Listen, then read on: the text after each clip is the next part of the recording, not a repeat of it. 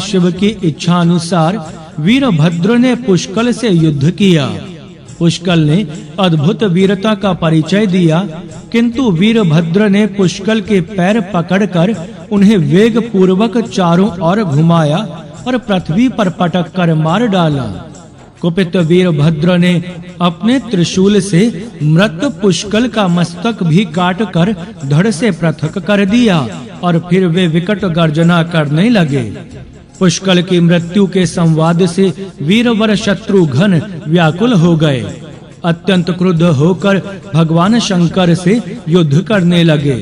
शत्रुघ्न ने अद्भुत युद्ध किया, किंतु भगवान शिव ने शत्रुघ्न के वक्ष में एक अग्नि के समान तेजस्वी बाण भोंक दिया। शत्रुघ्न अचेत होकर वहीं गिर पड़े। उस समय शत्रुघ्न की सेना में हाहाकार मच गया। यह दृश्य देखकर हनुमान जी ने तुरंत पुष्कल और शत्रुघ्न के शरीर को रथ में सुलाया और उनकी रक्षा की सुदृढ़ व्यवस्था कर स्वयं प्रलंकर शंकर से युद्ध करने के लिए वेग पूर्वक आगे बढ़े। हनुमान जी अपने पक्ष के योद्धाओं का उत्साह बढ़ाते और अपनी पूंछ जोर जोर से हिलाते हुए भयानक काल की भांति सर्वलोक महेश्वर शिव के समीप पहुँचे। उन्होंने कुपित होकर महादेव जी से कहा, रुद्र, मैंने बहुधा ऐसा सुना है कि आप सदा श्री रघुनाथ जी के चरणों का स्मरण करते रहते हैं, किंतु आज आपको श्री राम भक्त का वध करने के लिए प्रस्तुत देखकर वे बातें मिथ्या सिद्ध हो गईं। धर्म के प्रतिकूल आचरण करने के कारण मैं आपको दंड देना चाहता हूँ। परम पराक्रमी पवन कुमार के वचन सुनकर महेश्वर ने उनसे कहा, कपि श्रेष्ठ, तुम वीरों में प्रधान और धन्य हो। तुम्हारा कथन सर्वथा सत्य है। देव दानव वंदित भगवान श्री रामचंद्र जी ही मेरे हृदय धन और स्वामी हैं, किंतु भक्त अपना ही स्वरूप होता है और वीरवर वीरमणि मेरा अनन्य भक्त है।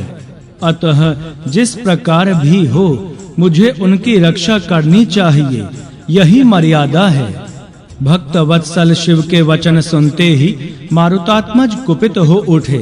उन्होंने विशाल शिला लेकर उनके रथ पर पटक दी। उसके आघात से भगवान शंकर का रथ घोड़े, सारथी और ध्वजा सहित चूर्ण विचूर्ण हो गया। रथ के नष्ट होते ही भगवान शिव नंदी पर आरूढ़ होकर युद्ध करने लगे।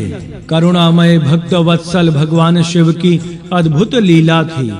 वे अपने जीवन सर्वस्व भगवान श्री राम और प्राण प्रिय भक्त वीरमणि दोनों की ओर से युद्ध कर रहे थे। उमानाथ को वृषभ पर आरूढ़ होकर युद्ध करते देख हनुमान जी का क्रोध भड़क उठा। उन्होंने विशाल शाल का वृक्ष उखाड़कर भगवान शिव के वक्ष पर प्रहार किया ही था कि भगवान भूतनाथ ने क्रुद्ध होकर अग्नि की ज्वाला की भांति जहाँ ज्वालायमान अपना तीखा त्रिशूल फेंका। इस प्रकार भगवान शिव एवं पवन पुत्र में भयानक संग्राम हुआ। अंत में हनुमान जी ने सर्वलोक महेश्वर को अपनी पूंछ में लपेटकर मारना प्रारंभ कर दिया। यह दृश्य देख नंदी भयभीत हो गए। क्रुद्ध हनुमान जी के प्रहार से व्याकुल होकर शिवजी ने उनसे कहा, भक्त प्रवर हनुमान, तुम धन्य हो। मैं तुम्हारे पराक्रम से संतुष्ट हो गया। मैं दान यज्ञ या थोड़े से तप से सुलभ नहीं हूँ। तुम कोई वर मांगो। भगवान नीलकंठ के वचन सुनकर हंसते हुए हनुमान जी ने कहा, महेश्वर, श्री रघुनाथ जी की कृपा से मुझे कुछ भी अप्राप्त नहीं, किंतु मैं आपसे यही वर मांगता हूँ कि मेरे पक्ष के पुष्कल आदि मृत एवं शत्रुघ्न आदि मूर्छित होकर धरती पर पड़े वीरों की आप अपने गणों के साथ रहकर रक्षा करें। मैं इन्हें जीवित करने के लिए द्रोणगिरी पर औषधियां लाने जाता हूँ।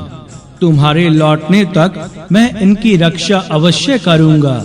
भगवान शंकर के यह स्वीकार करते ही हनुमान जी अत्यंत वेग पूर्वक क्षीरोदधि के तट पर पहुँचे। वे द्रोण नामक पर्वत को ले चलने के लिए तैयार ही हुए थे कि वह कांपने लगा। पर्वत के रक्षक देवताओं ने हनुमान जी से कहा, तुम इसे क्यों ले जाना चाहते हो?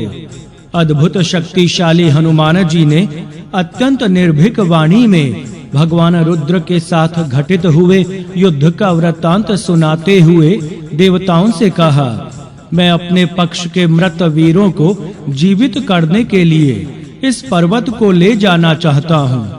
बल के घमंड में आकर रोकने वालों को मैं जीवित नहीं छोड़ूंगा।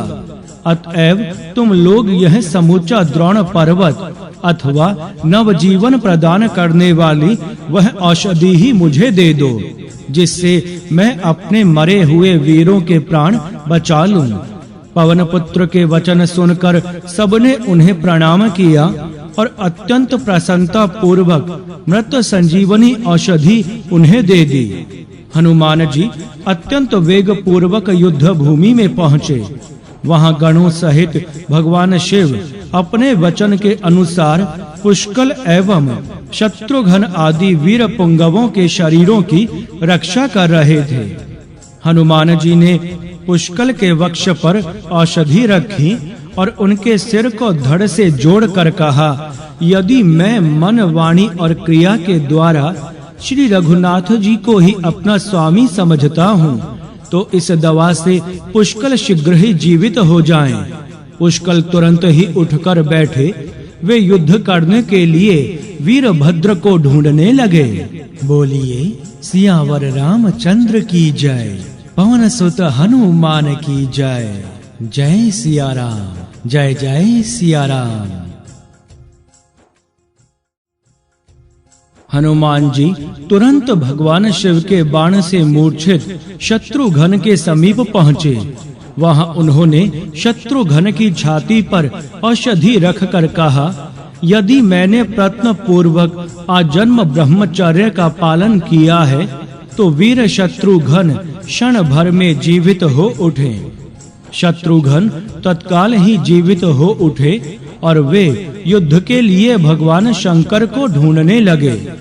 परम पराक्रमी हनुमान जी ने उस औषधि के द्वारा अपने पक्ष के समस्त मृत सैनिकों को जीवित कर दिया। फिर तो सभी योद्धा कवच आदि से सुसज्जित होकर अपने अपने रथ पर आरूढ़ होकर शत्रु का मान मर्दन करने के लिए वेग पूर्वक चले।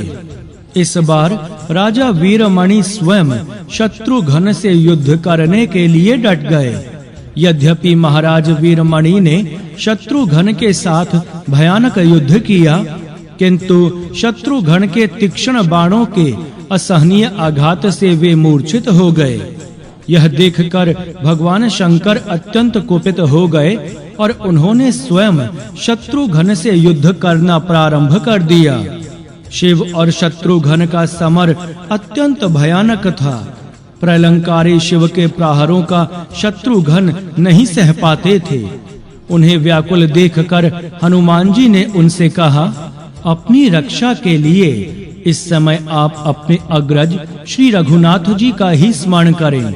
उनके अतिरिक्त प्राण रक्षा का अन्य कोई मार्ग नहीं है। हनुमान जी के सत परामर्श से शत्रुघ्न जी अपनी रक्षा के लिए श्री रघुनाथ जी से अत्यंत करुणा स्वर में प्रार्थना करने लगे। फिर क्या था, नव दूर्वा दल श्याम कमल नयन भगवान श्री राम हाथ में मृग श्रृंग लिए यज्ञ दीक्षित पुरुष के वेश में वहां उपस्थित हो गए। युद्ध स्थल में उन्हें आया देखकर शत्रुघ्न अत्यंत विस्मित किंतु सर्वथा निश्चिंत हो गए। हनुमान जी की प्रसन्नता की तो सीमा ना थी। वे दौड़कर प्रभु के चरणों पर गिर पड़े। फिर उन्होंने हाथ जोड़कर निवेदन किया, स्वामिन, आपकी भक्त वत्सलता धन्य है। हम अत्यंत धन्य हैं जो इस समय श्री चरणों का दर्शन पा रहे हैं। प्रभु, अब आपकी कृपा से हम लोग शत्रु को कुछ ही क्षण में पराजित कर देंगे। उसी समय जब देवाधिदेव महादेव जी ने अपने हृदय धन भगवान श्री राम को वहां उपस्थित देखा, तो आगे बढ़कर उन्होंने उनके चरण कमलों में प्रणाम किया और प्रेम पूर्वक कहा, कृपामय प्रभु, आज मेरा परम सौभाग्य है जो मैं यहाँ आपके दुर्लभतम दर्शन प्राप्त कर रहा हूँ। कृपालु, मैंने अपने भक्त के हित के लिए आपके कार्य में विघ्न उपस्थित किया है, कृपया मुझे क्षमा कीजिए। मैंने पूर्व काल में इस नरेश को वरदान दिया था, उसी सत्य से मैं इस समय बंधा हूँ। अब यह राजा अपना संपूर्ण जीवन आपके चरणों की सेवा में ही समर्पित कर देगा। कृपूर गौर महेश्वर का कथन सुनकर भगवान श्री राम ने कहा, भगवान, अपने भक्तों का पालन करना तो देवताओं का धर्म ही है। आपने जो इस समय अपने भक्त की रक्षा की है, आपके द्वारा यह बहुत उत्तम कार्य हुआ है। हे महेश्वर, मेरे हृदय में आप हैं और मैं आपके हृदय में हूँ। हम दोनों में भेद नहीं है। जो मूर्ख हैं, जिनकी बुद्धि दूषित है, वे ही भेद दृष्टि रखते हैं। हम दोनों एक रूप हैं। जो हम लोगों में भेद बुद्धि करते हैं, वे मनुष्य 1000 कल्पों तक कुंभी पाक में पकाए जाते हैं। महादेव जी, जो सदा आपके भक्त रहे हैं, वे धर्मात्मा पुरुष मेरे भी भक्त हैं, तथा जो मेरे भक्त हैं, वे भी बड़ी भक्ति से आपके चरणों में मस्तक झुकाते हैं। भगवान श्री रामचंद्र के वचन सुनकर करुणा मूर्ति भगवान शिव जी ने अपने अमृत तुल्य कर स्पर्श से मूर्छित राजा वीरमणि को जीवित कर दिया। इसी प्रकार उनके अन्य पुत्र आदि भी मृत्युंजय शिव की कृपा से जीवित हो गए। फिर तो महाराज वीरमणि ने अत्यंत आदर पूर्वक यशाशव को प्रभु के सम्मुख उपस्थित कर दिया तथा अपने पुत्र, बंधु और बांधवों सहित प्रभु की सेवा में ही अपना संपूर्ण जीवन समर्पित कर दिया। यह देखकर परोपकारी मूर्ति पवन कुमार आनंद मग्न हो गए। बोलिए सियावर रामचंद्र की जय, पवन सुत हनुमान की जय। जय सिया राम, जय जय सिया राम। शाप उद्धारक। भगवान श्री राम के अश्वमेघ का अश्व घूमता हुआ हेमकूट पर्वत के एक विशाल उद्यान में पहुंचा ही था कि वहां अकस्मात उनका सारा शरीर अकड़ गया। वह हिल-डुल भी नहीं सकता था। अश्वरक्षकों के मुख से यह संवाद सुनते ही शत्रुघ्न जी तुरंत अपने सैनिकों के साथ अश्व के समीप पहुँचे। वहां पुष्कल ने उन्हें हिलाने, डुलाने और उठाने का अत्यधिक प्रयत्न किया, किंतु अश्व तो जड़ सा हो गया था। वह तनिक भी नहीं हिला। अत्यंत चिंतित होकर शत्रुघ्न जी ने अपने मंत्री सुमति जी से पूछा, मंत्रीवर, अब क्या करना चाहिए? सुमति जी ने उत्तर दिया, स्वामिन, अब तो प्रत्यक्ष और परोक्ष समस्त बातों को जानने वाले किसी ऋषि मुनि को ही ढूंढना उचित प्रतीत होता है। महाराज शत्रुघ्न के आदेशानुसार सेवक तपस्वी ऋषि का पता लगाने दूर दूर तक दौड़ पड़े। कुछ ही देर में उन्हें परम तपस्वी शौनक ऋषि के पवित्र आश्रम का पता चला। शत्रुघ्न जी ने हनुमान जी और पुष्कल आदि के साथ वहां जाकर अपना परिचय देते हुए तपोमूर्ति मुनि के चरणों में अपना प्रणाम किया। प्रसन्नता पूर्वक अर्घ्य पाद्य आदि से शत्रुघ्न जी का स्वागत करने के अनंतर महामुनि शौनक जी ने उनका समाचार पूछा तो शत्रुघ्न जी ने अत्यंत विनय पूर्वक यज्ञाश्व के आश्चर्यजनक गात्र स्तंभ का समाचार सुनाते हुए उनसे प्रार्थना की, मुनिनाथ, सौभाग्यवश हमें आपका दर्शन हो गया। आप कृपा पूर्वक हमारी यह विपत्ति निवारण कीजिए। कुछ देर तक ध्यान करने के अनंतर शौनक जी ने कहा, राजन, अत्यंत प्राचीन काल की बात है। एक ब्राह्मण के अपराध पर ऋषियों ने उसे राक्षस होने का शाप दे दिया। ब्राह्मण की करुण प्रार्थना पर ऋषियों ने पुनः कहा, जिस समय तुम श्री रामचंद्र जी के अश्व को अपने वेग से स्तब्ध कर दोगे, उस समय तुम्हें श्री राम की कथा सुनने का अवसर मिलेगा, जिससे इस भयंकर शाप से तुम्हारी मुक्ति हो जाएगी। उसी राक्षस ने अश्व का गात्र स्तंभ किया है, अतएव तुम लोग कीर्तन के द्वारा अश्व के साथ उसे भी मुक्ति प्रदान करो। शत्रुघ्न जी ने हनुमान जी, पुष्कल जी तथा अन्य सबके साथ महामुनि के चरणों में सादर प्रणाम किया और फिर वे हेमकुट पर्वत के उद्यान में अश्व के समीप चले। वहां जाकर श्री राम भक्त हनुमान जी अश्व को अत्यंत प्रीति पूर्वक भयानक दुर्गतियों का नाशक अपने आराध्य श्री रघुनाथ जी का पावन चरित्र सुनाने लगे। अंत में उन्होंने कहा, देव, आप श्री रामचंद्र जी के कीर्तन के पुण्य से अपने विमान पर सवार होइए और स्वेच्छा अनुसार अपने लोक में विचरण कीजिए। अब आप इस कुत्सित योनि से मुक्त हो जाएं। हनुमान जी के वचनों को सुनते ही देवता ने प्रकट होकर उनका आभार स्वीकार किया और फिर वे विमान पर बैठकर स्वर्ग को चले गए। साथ ही यज्ञ के अश्व का भी गात्र स्तंभ निवारण हो गया और वह प्रसन्नता पूर्वक रमणीय उद्यान में भ्रमण करने लगा।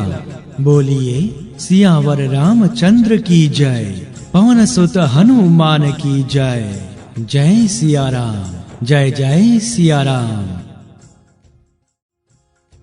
श्री राम भक्त के बंधन में श्री रामाश्वमेघ का अश्व भ्रमण करता हुआ प्रख्यात कुंडलपुर के समीप पहुंचा।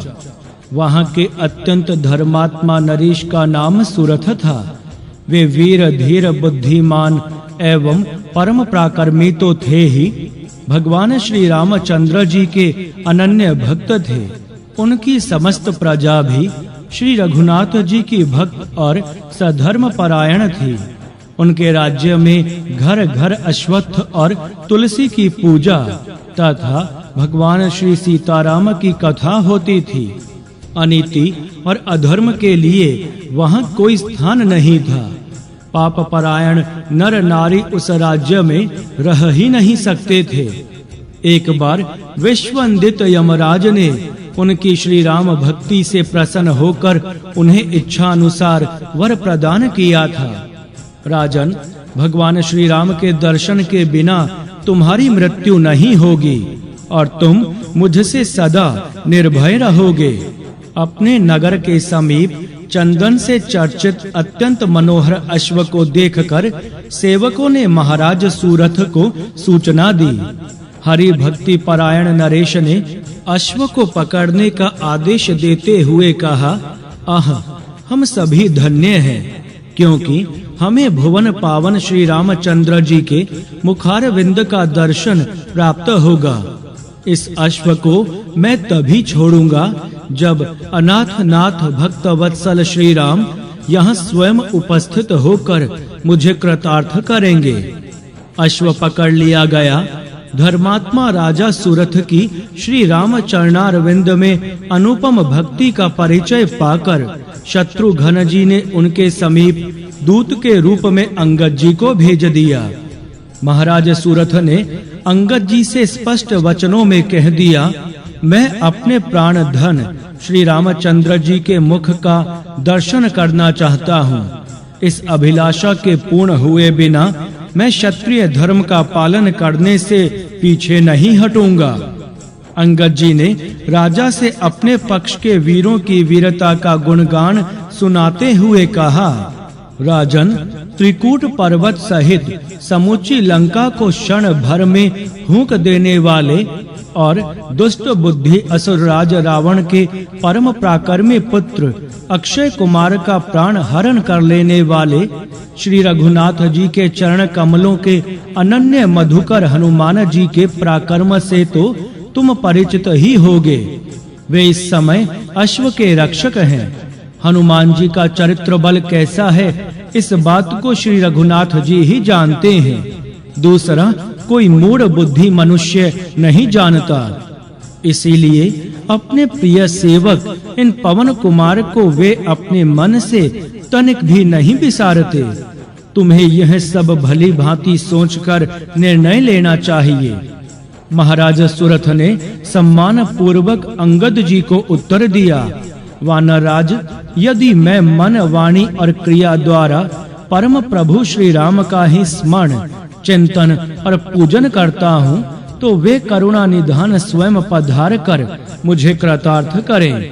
अन्यथा महाबली श्री राम भक्त हनुमान, शत्रुघ्न जी और भरत नंदन पुष्कल आदि मुझे बल पूर्वक बांधकर अश्व ले जाएं।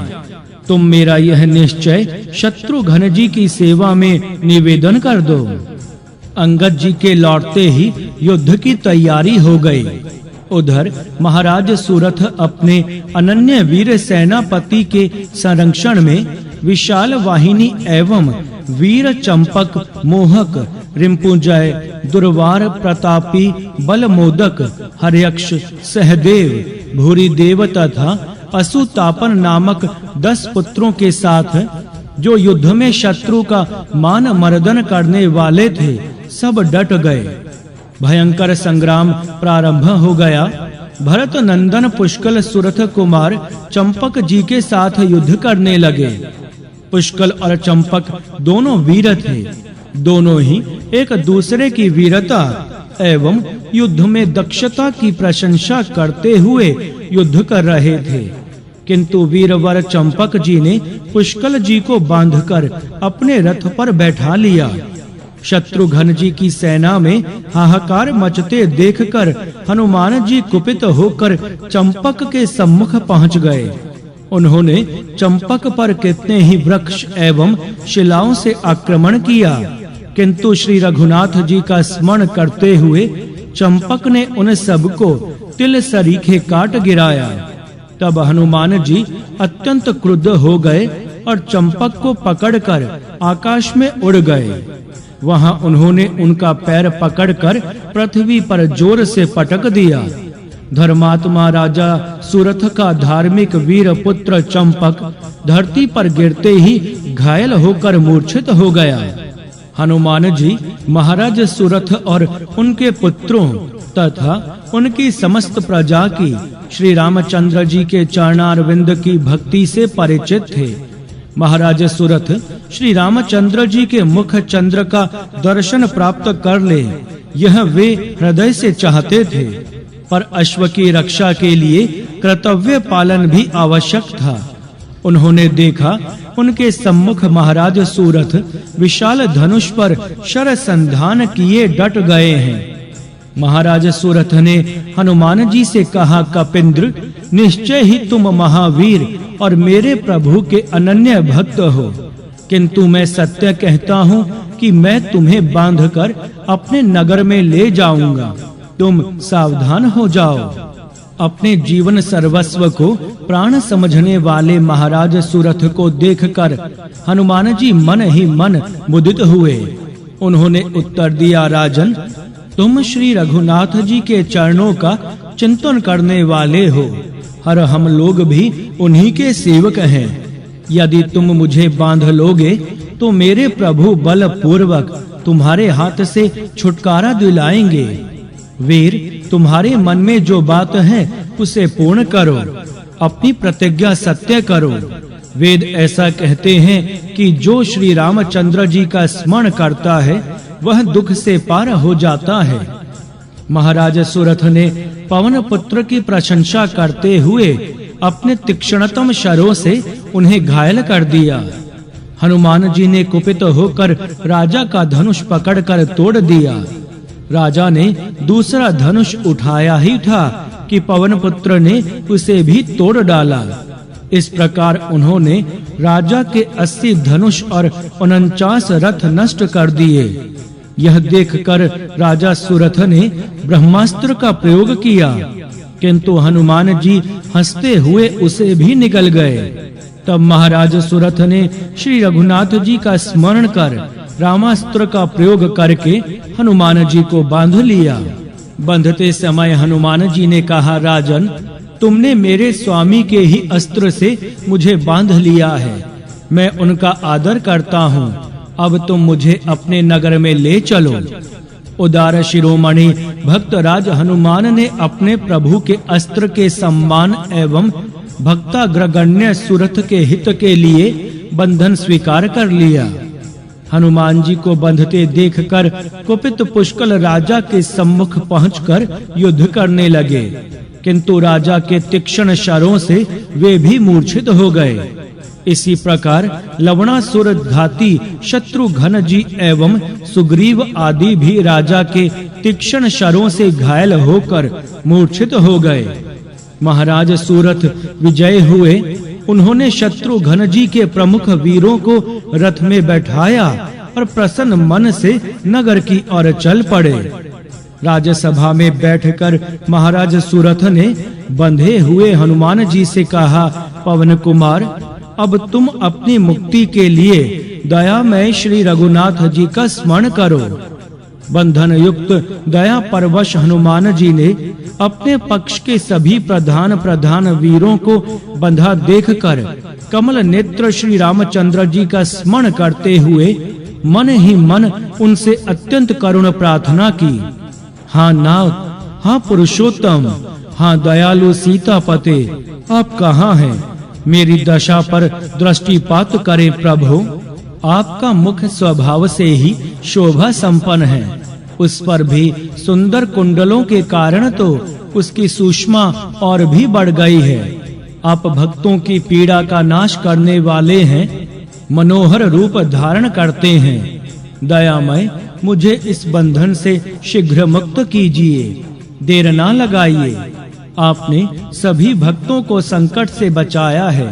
दानव वंश रूपी अग्नि की तीव्र ज्वाला में जलते हुए देवताओं की रक्षा की है तथा दानवों को मारकर उनकी पत्नियों के मस्तक की केश राशि को भी बंधन से मुक्त किया है। करुणानिधे, अब मेरी भी सुध लीजिए। नाथ, बड़े-बड़े सम्राट भी आपके चरणों की पूजा करते हैं। इस समय आप यज्ञ कर्म में लगे हैं, मुनीश्वरों के साथ धर्म का विचार कर रहे हैं, और यहाँ मैं राजा सूरथ के द्वारा प्रगाढ़ बंध में बांधा गया हूँ। हे महापुरुष देव, शीघ्र आकर मुझे छुटकारा दिलाइए प्रभु। संपूर्ण देवेश्वर भी आपके चरण कमलों की अर्चना करते हैं। यदि इतने स्मरण के बाद भी आप हम लोगों को इस बंधन से मुक्त नहीं करेंगे तो संसार अप्रसन्न होकर आपकी हंसी उड़ाएगा। इसलिए अब आप विलंब ना कीजिए, हमें शीघ्र छुड़ाइए प्रभु। बोलिए सियावर रामचंद्र की जय, पवन सुत हनुमान की जय। जय सिया राम, जय जय सिया राम। प्राण प्रिय पवन कुमार के अंतर हृदय की प्रार्थना सुनते ही परम प्रभु श्री राम तुरंत पुष्पक विमान पर आरूढ़ होकर तीव्रतम गति से चलकर वहां आ पहुँचे। हनुमान जी ने देखा मेरे सर्वांतर अंतर्यामी प्रभु श्री राम आ गए हैं। उनके पीछे लक्ष्मण, भरत एवं वीतराग ऋषियों के समुदाय को देखकर दयामय पवन नंदन ने गद्य गद्य कंठ से भाग्यवान महाराज सूरथ से कहा, राजन देखो, भक्तों को संकट से मुक्त कराने वाले मेरे प्राण सर्वस्व श्री रघुनाथ जी हमें बंधन मुक्त करने आ गए हैं। हनुमान जी का संकेत प्राप्त होते ही महाराज सूरथ प्रभु के चरणों में लेटकर बारंबार प्रणाम करने लगे।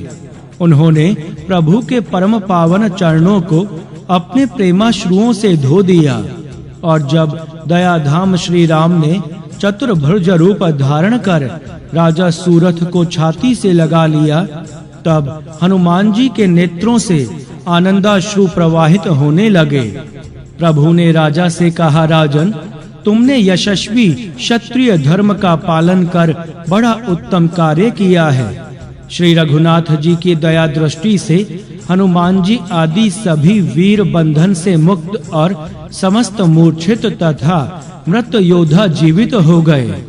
राजा सूरथ के आनंद की सीमा न थी। उन्होंने पुत्रों सहित हर्षोल्लास पूर्वक प्रभु की अर्चना की।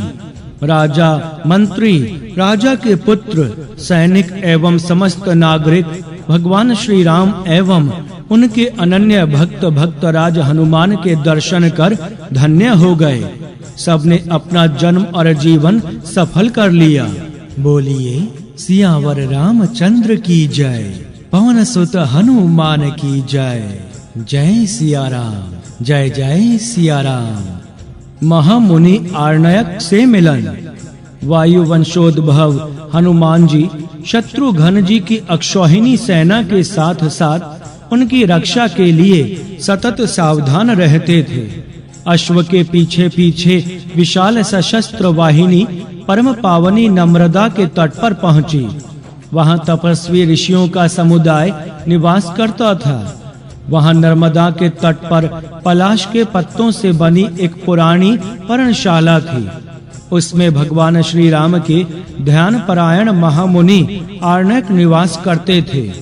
हनुमान जी पुष्कल और अपने नीति कुशल मंत्री सुमति के साथ श्री रामानुज ने उनके चरणों में प्रणाम किया।